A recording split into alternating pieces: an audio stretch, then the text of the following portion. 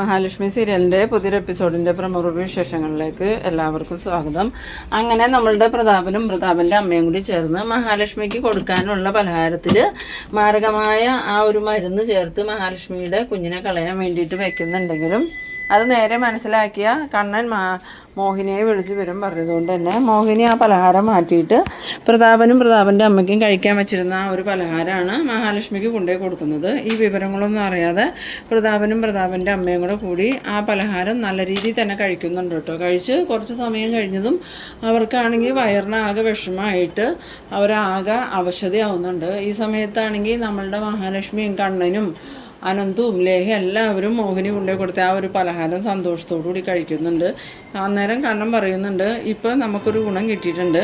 ഞാൻ ശത്രുക്കളുടെ കൂടെ ആയതുകൊണ്ട് എൻ്റെ ഭാര്യയ്ക്കും കുഞ്ഞിനും നേരെ ഉണ്ടാകുന്ന എല്ലാ ആക്രമണവും എനിക്ക് നേരിട്ട് മനസ്സിലാക്കാൻ പറ്റുന്നുണ്ട്. ഇല്ലെങ്കിൽ അവരെന്താ ചെയ്യണമെന്ന് എനിക്ക് അറിയാൻ പറ്റില്ലായിരുന്നു എന്ന് പറയുമ്പം അനന്തവും ലേഹയൊക്കെ പറയുന്നുണ്ട്, എന്തായാലും സൂക്ഷിക്കണം.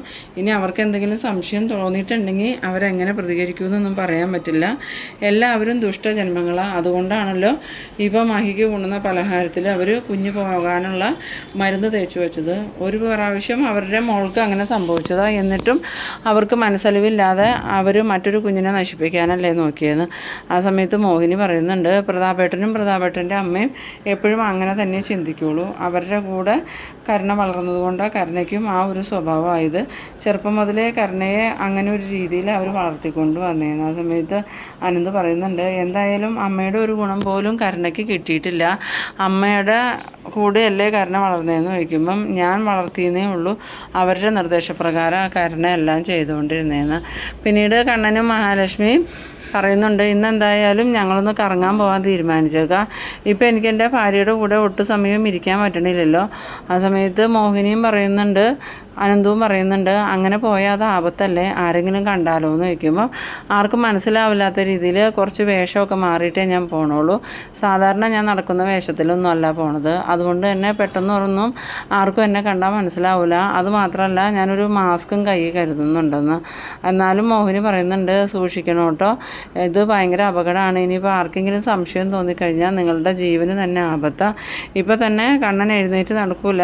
മോളുടെ കുഞ്ഞിൻ്റെ അച്ഛൻ വേറെ ആരാണെന്നൊക്കെ വിചാരിച്ചിട്ടാണ് അവരിത്ര സന്തോഷത്തിൽ കണ്ണൻ മോനെ സ്നേഹിക്കുന്നത്. ഇതങ്ങനെയൊന്നും അല്ലാന്ന് അറിയണ നിമിഷം തീരും അവരുടെ സ്നേഹമെന്ന്. ആ സമയത്ത് കണ്ണൻ പറയുന്നുണ്ട്, അതൊക്കെ എനിക്കറിയാം. എന്തായാലും അവരുടെ കണ്ണിൽ പൊടിയിടാനുള്ള കാര്യങ്ങൾ ചെയ്തുകൊണ്ടേ ഞാൻ പോവുള്ളൂ.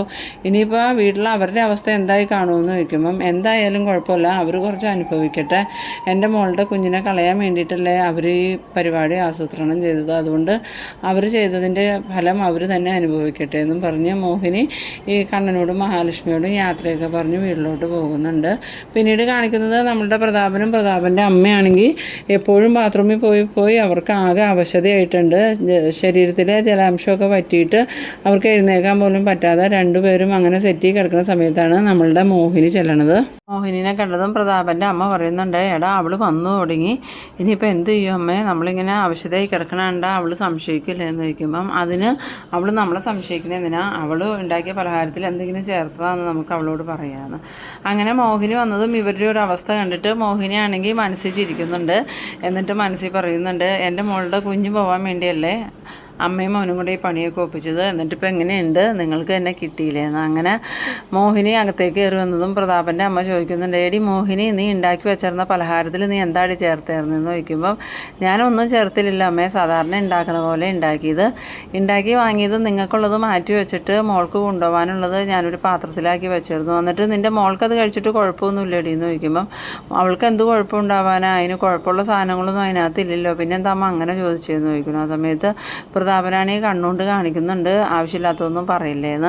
ആ സമയത്ത് പ്രതാപൻ്റെ അമ്മ പറയുന്നുണ്ട്, അല്ല ഞങ്ങൾക്കത് കഴിച്ചിട്ട് എന്തൊക്കെയോ അസ്വസ്ഥതകളായിരുന്നു, ഇന്ന് ഞാനും ഇവനും ബാത്റൂമിൽ നിന്ന് ഇറങ്ങിയിട്ടില്ല എന്ന്. ആ സമയത്ത് മോഹിനി മനസ്സിൽ വിചാരിക്കുന്നുണ്ട്, അതിന് വേണ്ടി തന്നെയാണ് ഞാൻ അങ്ങനെ ചെയ്തിട്ട് പോയത്. എൻ്റെ മോളുടെ കുഞ്ഞിനെ കളയാൻ നോക്കിയാൽ നിങ്ങളങ്ങനെ വെറുതെ വിട്ടാൽ ശരിയാവില്ലല്ലോ എന്ന്. പിന്നീട് മോഹിനി, അപ്പോൾ നിങ്ങൾക്ക് ആസ്പത്രിയിൽ പോകണമെന്ന് ചോദിക്കുമ്പം വേണ്ട, തൽക്കാലം ഇപ്പോൾ കുഴപ്പമൊന്നുമില്ല, എന്തായാലും കുറച്ച് നേരം കിടന്നു കഴിഞ്ഞാൽ ബുദ്ധിമുട്ടൊക്കെ മാറിക്കോളൂ എന്നും പറഞ്ഞ് അവരവിടെ കിടക്കുന്നുണ്ട്. മോഹിനിയാണെങ്കിൽ ചിരിച്ചുകൊണ്ട് അകത്തേക്ക് കയറി പോകുന്നുണ്ട്. പിന്നീട് കാണിക്കുന്നത് നമ്മളുടെ മേഘനാഥനെയാണ്. മേഘനാഥനാണെങ്കിൽ വെളിയിലേക്കിടെ ഇങ്ങനെ പതിയെ പതിയെ നടക്കുന്ന സമയത്ത് അവിടെ വെച്ച് സാഗറിനെ കാണുന്നുണ്ട്. സാഗറിനെ കണ്ടതും മേഘനാഥന് ഭയങ്കര ദേഷ്യം വന്നിട്ട് മേഘനാഥൻ സാഗറിൻ്റെ അടുത്തേക്ക് ചെല്ലുന്നുണ്ട്. എന്നിട്ട് സാഗർ മേഘനാഥനെ കണ്ടതും ഇവനിപ്പോൾ എന്തിനാ എൻ്റെ അടുത്തേക്ക് വന്നെ, ഇനി എന്തെങ്കിലും പ്രശ്നം ഉണ്ടാക്കാനോ വന്നെങ്കിൽ ഞാനും അടങ്ങിയിരിക്കുമൊന്നുമില്ല, അവൻ എൻ്റെ ദേഹത്ത് കൈ വെച്ചിട്ടുണ്ടെങ്കിൽ തിരിച്ചു കൊടുത്തോളണം എന്നാണ് മഞ്ജു പറഞ്ഞേക്കണേന്നൊക്കെ ഇങ്ങനെ മനസ്സിൽ വിചാരിക്കുന്നുണ്ട്. എന്നിട്ട് മേഘനാഥൻ ചെന്നതും എന്താടാ നീ ഇവിടെ ഇങ്ങനെ നോക്കിയിരിക്കണേ, നിനക്കിപ്പോൾ മതിയായില്ലേടാ, കണ്ണനും മഹാലക്ഷ്മിയും പിരിഞ്ഞു, ഇനി നിന്നെ ഒരിക്കലും കമലേശ്വരത്തേക്ക് ആരും കയറ്റില്ല, അതുമാത്രമല്ല എൻ്റെ ഭാര്യയെ അടിച്ചു മാറ്റിക്കൊണ്ടുപോയാൽ നിന്നെ ഞാൻ വെറുതെ വിടാനും പോണില്ല, നിൻ്റെ മരണം എൻ്റെ കൈകൊണ്ടായിരിക്കും എന്നൊക്കെ പറയുമ്പോൾ സാഗർ പറയുന്നുണ്ട് അത് നീയാണോ തീരുമാനിക്കണമെന്ന് ചോദിക്കുമ്പോൾ അതേടാ ഞാൻ തന്നെ തീരുമാനിക്കണം, എൻ്റെ ചതിച്ച എൻ്റെ ഭാര്യയും കൊണ്ട് പോയാൽ നിന്നെ ഞാൻ വെറുതെ വിടില്ല, നിന്നെ ഞാൻ കൊന്നുകളയും എന്നൊക്കെ പറഞ്ഞ് ഈ സാഗറിൻ്റെ ഷർട്ടിൻ്റെ കോളറിൽ പിടിച്ചിങ്ങനെ തള്ളി വിടുന്നുണ്ട്. ആ സമയത്ത് സാഗർ പറയുന്നുണ്ട് എന്തായാലും നീ എൻ്റെ മേത്തേക്ക് കയറാൻ വരണ്ട, ഇപ്പം നിൻ്റെ കാലും കൈയൊക്കെ ഒടിഞ്ഞിരിക്കുകയല്ലേ എന്ന് ചോദിക്കുമ്പം നിന്നെ കൊല്ലാൻ എനിക്ക് അങ്ങനെ വലിയ കാലിൻ്റെയും കൈയുടെയും ആവശ്യമില്ലടാന്നും പറഞ്ഞുകൊണ്ട് സാഗറിനെ കാറിലേക്ക് തള്ളി വിടുന്നുണ്ട്. ഈ സമയത്ത് സാഗർ നിവർന്ന് നിന്നിട്ട് ഇനി നീ എൻ്റെ ദേഹത്ത് കൈ വെച്ചാൽ നീ വിവരം അറിയും, അല്ലെങ്കിൽ തന്നെ മഞ്ജു എന്നോട് പറഞ്ഞേക്കണത് നീ ഇനി എന്നെ എന്തെങ്കിലും ചെയ്താൽ തിരിച്ച് നല്ലത് കൊടുത്തോളാനാന്ന്. ആ സമയത്ത് എന്നാൽ നീ എന്നെ തല്ലടാന്ന് പറഞ്ഞ് മേഘൻ ചെന്നതും സാഗറാണെങ്കിൽ മേഘൻ്റെ കരണക്കുറ്റി നോക്കി ഒരെണ്ണം അങ്ങോട്ട് കൊടുക്കുന്നുണ്ട്.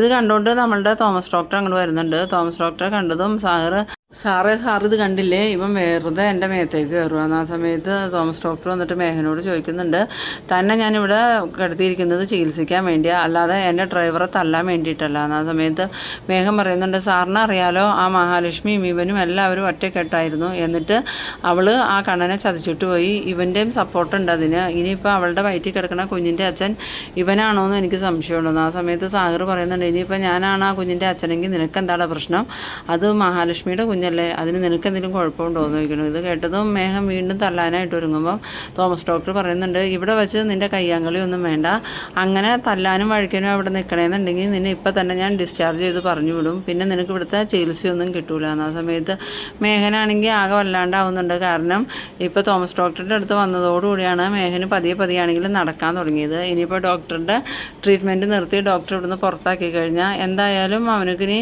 പെട്ടെന്നൊന്നും നടക്കാൻ പറ്റില്ല എന്ന് അറിയാവുന്നതുകൊണ്ട് തന്നെ മേഘൻ തലയും കുനിച്ചുകൊണ്ട് പോകുന്നുണ്ട്. പിന്നീട് കാണിക്കുന്നത് നമ്മളുടെ കരുണേനെയും ദുർഗേനെയാണ്.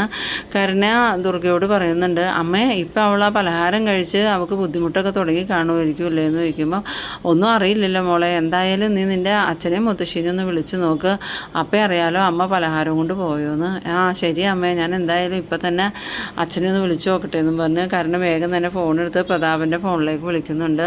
ഈ സമയത്ത് പ്രതാപൻ്റെ അമ്മയാണെങ്കിൽ ആകെ ഇങ്ങനെ അവശതയായി കിടക്കുകയാണ്. ഈ മരുന്ന് ശരീരത്തേക്ക് ചെന്നതിൻ്റെ എഫക്റ്റ് കൊണ്ട് അവർക്ക് എഴുന്നേക്കാനോ മിണ്ടാനോ ഒന്നും പറ്റാത്തൊരവസ്ഥയിൽ തന്നെയാണ്. ആ സമയത്ത് ഫോൺ ബെല്ലടിക്കണ കാണുന്നതും പ്രതാപൻ്റെ അമ്മ പറയുന്നുണ്ട് എടാ പ്രതാപ നിൻ്റെ ഫോൺ ബെല്ലടിക്കണോ, ഫോണൊന്നും എടുക്കണമെന്ന് പറയുമ്പോൾ എനിക്കിവിടുന്ന് എഴുന്നേക്കാൻ പറ്റിയിട്ട് വേണ്ടേ അമ്മ എടുക്കാനെന്ന് പറയുന്നത്. ആ സമയത്ത് എങ്ങനെയെങ്കിലും നീ ഒന്ന് എടുക്കണമെന്ന് പറഞ്ഞ് നിർബന്ധിച്ചിട്ട് പ്രതാപനാണെങ്കിൽ പതിയെ എഴുന്നേറ്റ് ചെന്ന് ഫോൺ എടുത്തിട്ട് പറയുന്നുണ്ട് കരുണമോളാണ് വിളിക്കണേന്ന്. ആ സമയം പ്രതാപൻ്റെ അമ്മ പറയുന്നുണ്ട് കാര്യങ്ങളൊക്കെ എങ്ങനെയായെന്ന് അറിയാൻ വേണ്ടിയിട്ടാണ് മോള് വിളിക്കുന്നത്, ഇനിയിപ്പോൾ നമ്മൾ തന്നെയാണ് മരുന്ന് കഴിച്ചതെന്ന് അവളോട് പറയാൻ പറ്റുമോ, എന്നാലും ഇതെങ്ങനെ സംഭവിച്ചതാണ്. ആ സമയത്ത് പ്രതാപൻ പറയുന്നുണ്ട് ഇനിയിപ്പോൾ അവൾക്ക് എന്തെങ്കിലും ദൈവിക ശക്തി ഉണ്ടാവും അമ്മേ, അതുകൊണ്ടല്ലേ ഇങ്ങനെ സംഭവിച്ചത്, എന്തായാലും ഞാൻ ഫോൺ എടുക്കാമെന്നും പറഞ്ഞുകൊണ്ട് പ്രതാപൻ കോൾ അറ്റൻഡ് ചെയ്യുന്നുണ്ട്. കോൾ അറ്റൻഡ് ചെയ്തതും കരുണയാണെങ്കിൽ അച്ഛാ എന്തായി, അമ്മ അവൾക്ക് പലഹാരം കൊണ്ടുപോയി കൊടുത്തു എന്ന് ചോദിക്കുന്നു. ആ സമയത്ത് പ്രതാപൻ പറയുന്നുണ്ട് അമ്മ പലഹാരമൊക്കെ അവൾക്ക് കൊണ്ടുപോയി കൊടുത്തു, പക്ഷേ അവൾക്ക് പ്രശ്നമൊന്നും ഇല്ലയെന്നാണ് തോന്നണേന്ന്. ആ സമയത്ത് കരുണ ചോദിക്കുന്നുണ്ട് എന്താ നിങ്ങൾ മരുന്ന് അതിൽ ചേർത്തില്ലേ എന്ന് ചോദിക്കുമ്പോൾ ഞങ്ങൾ മരുന്നൊക്കെ ചേർത്തു, പക്ഷേ അവൾക്ക് കഴിക്കാൻ കൊണ്ടുപോയ പലഹാരം വേറെയാണോ എന്ന് ഞങ്ങൾക്കൊരു സംശയമുണ്ട്, ഞങ്ങൾ കഴിച്ച പലഹാരത്തിലാണോ മരുന്നെന്നും ഞങ്ങൾക്ക് സംശയമുണ്ട്, ആ പലഹാരം കഴിച്ചതിന് ശേഷം ഞാനും നിൻ്റെ മുത്തശ്ശിയും ഇന്ന് ബാത്റൂമിൽ നിന്ന് ഇറങ്ങിയിട്ടില്ല, ഞങ്ങൾ ഏത് നേരവും ബാത്റൂമിൽ തന്നെയായിരുന്നു. അത് കേട്ടതും കരുണ ചോദിക്കുന്നുണ്ട് അതെങ്ങനെയാ അച്ഛാ സംഭവിച്ചതെന്ന് ചോദിക്കുമ്പം അതിനെക്കുറിച്ച് എനിക്കൊരു പിടിയും കിട്ടണില്ല മോളെ, എന്തായാലും അവൾക്കെതിരെ നമ്മൾ എന്ത് ചെയ്താലും അത് തിരിച്ച് നമുക്ക് തന്നെയാലോ വന്നേന്ന് പറയുന്നു. ആ സമയത്ത് കരുണ പറയുന്നുണ്ട് അത് ശരിയാ, അന്ന് പായസത്തിൽ വിഷം ചേർത്ത് അവളെയും അയാളെയും കൊല്ലാൻ നോക്കിയിട്ട് പോയത് എൻ്റെ കുഞ്ഞല്ലേ, അന്ന് ആ പായസം കുടിച്ചത് ഞാനാ, ഇനിയിപ്പോൾ അതുപോലെ തന്നെ ഈ പലഹാരം മാറിപ്പോയതായിരിക്കും അച്ഛാന്ന് ചോദിക്കുമ്പം അതൊന്നും അറിയില്ല, എന്തായാലും നിൻ്റെ അമ്മ പാത്രത്തിലാക്കി വെച്ചിട്ട് ഇവിടുന്ന് പോയതിന് ശേഷം ഞങ്ങൾ ആ പാത്രത്തിലെ പലഹാരത്തിൽ മരുന്ന് ചേർത്തത്, പിന്നെ എങ്ങനെ ഇത് സംഭവിച്ചു എന്നൊന്നും അറിയില്ല, നിൻ്റെ അമ്മയാണെങ്കിൽ ആ പാത്രത്തിലിരുന്ന പലഹാരം തന്നെ മോൾക്ക് കൊടുക്കാനായിട്ട് കൊണ്ടുപോയിരുന്നു. ആ സമയത്ത് കരുണ പറയുന്നുണ്ട് എന്തായാലും ഇതും ഇതായി പോയല്ലോ അച്ഛാ, എന്നാലും കുഴപ്പമില്ല അവൾ കമലേശ്വരത്ത് നിന്ന് പോയല്ലോ, അതെനിക്കൊരു ആശ്വാസം ഉണ്ടെന്ന്.